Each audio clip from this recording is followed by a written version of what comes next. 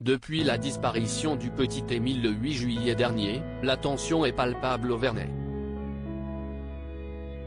À tel point que plus personne n'a confiance en son voisin. Plusieurs habitants sont devenus des potentiels suspects pointés du doigt. L'ambiance est pesante au Verney, depuis la disparition du petit Émile qui remonte déjà au 8 juillet dernier.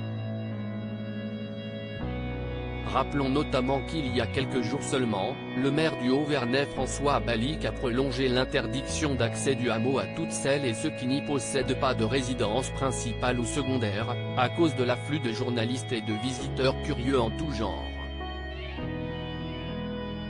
Mais les tensions ne viennent pas que de l'extérieur. Car certains habitants sont considérés comme de potentiels suspects. On sait par exemple que dès le début de l'enquête, plusieurs ont pointé du doigt le profil d'un adolescent du coin, qui selon BFM TV aurait l'habitude de rouler à vive allure avec un tracteur dans les rues du village et ainsi le profil d'un coupable idéal. Et s'il a depuis été mis hors de cause dans cette affaire, les soupçons le concernant persistent, à en croire une longue enquête du Monde datant de ce jeudi 21 septembre. J'étais sûr que c'était lui, qu'il avait provoqué un accident. Assure notamment un voisin.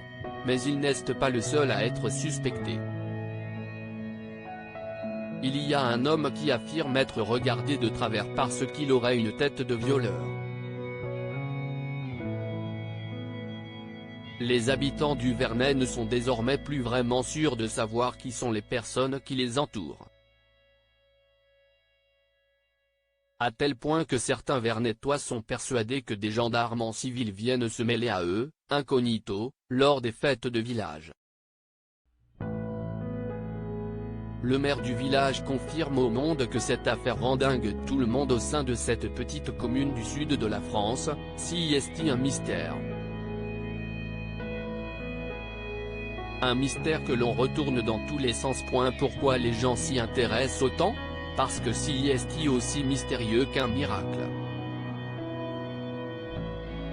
Mais un miracle tragique. Précisons que ce n'est hélas pas le premier drame qui touche ce village. Celui-ci a déjà été marqué par le crash volontaire d'un avion de ligne de la Germane 20 en 2015, et par le meurtre de la tenancière d'un café en 2008. Pour revenir et conclure sur l'affaire Émile, l'enquête est à l'arrêt. Même si de nombreux gendarmes travaillent à comprendre ce qui est arrivé à Émile, aucune piste ne se détache réellement pour le moment.